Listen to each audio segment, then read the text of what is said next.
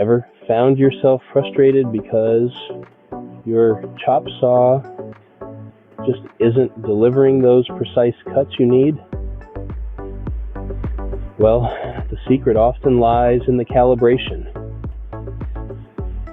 Today we're going to demystify this process so you can get back to creating those perfect projects in no time. To start, ensure your safety by unplugging the chop saw.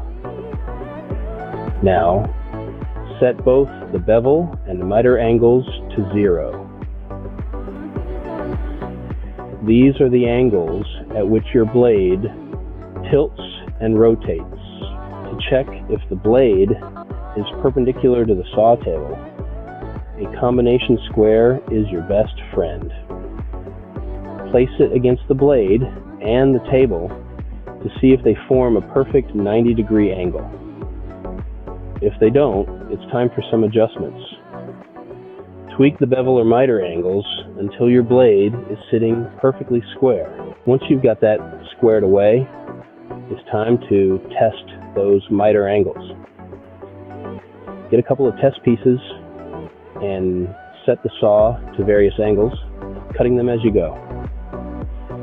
To check the accuracy of your cuts, a framing square will come in handy.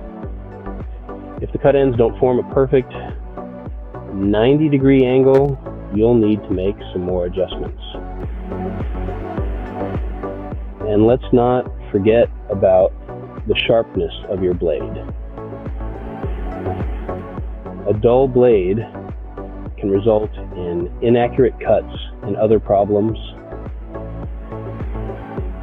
For versatility in cuts, a 60-tooth blade is a great option. In conclusion, calibrating a chop saw requires patience and precision.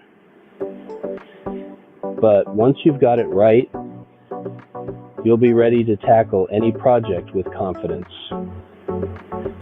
Remember, always prioritize safety during this process. Thanks for tuning in, and don't forget to like, comment, and subscribe for more DIY tips and tricks. Until next time, take care and happy crafting.